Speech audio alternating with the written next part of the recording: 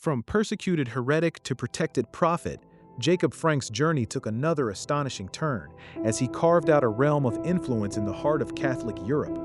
In our last episode, Jacob Frank made the ultimate pragmatic move, converting to Catholicism to secure his freedom and protection. But his story doesn't end with a quiet life of newfound faith. Oh no! For Jacob Frank, liberation was merely the opening act to an even grander, more audacious performance. From persecuted heretic to protected prophet, his journey took another astonishing turn as he carved out a realm of influence, a veritable Frankist court in the heart of Catholic Europe. How did this self-proclaimed Messiah, once condemned by both Jewish and Christian authorities, manage to build such a bizarre yet undeniably powerful empire? The answer lies in a strange mix of charisma, geopolitical upheaval, and an unwavering belief in his own divine destiny. Despite his strategic conversion, Frank's troubles were far from over. His radical teachings and continued insistence on his messianic role were too provocative for the Church to ignore entirely. Shortly after his baptism, in 1760, he found himself imprisoned by Catholic authorities, not for being Jewish, but for Catholic heresy, specifically for leading a sectarian movement that deviated from Orthodox doctrine. His prison, the formidable fortress monastery of Jasna Gora in Czestochowa, home to the revered Black Madonna. But even within these hallowed walls, Frank's magnetism proved undimmed. He turned his detention into a new stage, attracting guards and even some monastery staff who, intrigued by his spiritual pronouncements, became secret adherents. His cell became a pulpit, his confinement a testament to his prophetic suffering.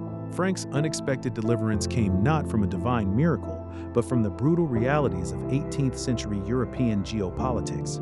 The Polish-Lithuanian Commonwealth was in turmoil, leading to its first partition in 1772. Russian forces, occupying much of eastern Poland, became the de facto rulers.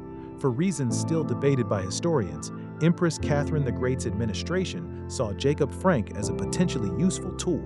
Perhaps they viewed him as a destabilizing force against the Polish Catholic establishment, or an agent who could draw Jewish populations towards Russian influence. Whatever their motive, Frank was deemed more valuable free than imprisoned. In a dramatic turn of events, the Russians ordered his release from Jasna Gora, effectively ending his 12-year confinement. With his freedom secured, Frank, now a protected figure under Russian influence, relocated to Brno in Moravia, then part of the Austrian Habsburg Empire. Here he truly began to manifest his vision of a court. He established a lavish residence, attracting thousands of followers from across Europe who were expected to contribute financially and serve him in various capacities. This was no ordinary religious commune. It was a self-contained world of luxury and ritual, where Frank reigned as a semi-divine monarch. His followers, often wealthy converts from Judaism, lived according to his esoteric doctrines, engaging in secret ceremonies, and believing Frank to be the living God, the source of all spiritual truth. The sheer audacity of his lifestyle, maintained by the unwavering devotion of his adherents, became legendary. But Brno was merely a stepping stone. In 1786, Frank moved his entire court to Offenbach am Main, near Frankfurt in Germany. This move positioned him closer to the heart of European power and influence. From his grand palace in Offenbach, Frank continued his elaborate operations, now with even greater political aspirations.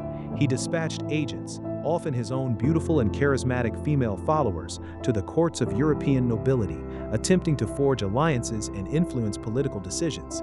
He was no longer just a religious leader. He saw himself as a major player on the European stage, a lord preparing for a great, world-altering event. He hosted lavish balls, entertained dignitaries, and projected an image of immense power, all while continuing to preach his radical messianic theology to his devoted followers. Central to the maintenance of this Frankist court was the absolute, unshakable belief of his followers that Jacob Frank was quite literally the living God. This radical concept, interwoven with Kabbalistic mysticism, sustained their loyalty, justified their lavish expenditures, and explained their continued adherence to his teachings, even after their outward conversion to Catholicism. For them, their new Catholic identity was merely a garment, a tactical disguise, beneath which their true Frankist faith and their living Messiah burned bright. It was this intense, personal devotion to Frank himself that truly held the complex, paradoxical world of the Frankist court together. Jacob Frank had defied expectations, built an empire, and played the part of a European potentate. But even a living God is mortal. As Frank's health began to fail in the late 18th century, a crucial question loomed over his extravagant court. Who would inherit his mantle? The answer would shock many, challenging traditional notions of messianic succession and introducing a new, enigmatic figure to the center stage of the Frankist saga. A figure who was already waiting in the wings, ready to claim her unique destiny.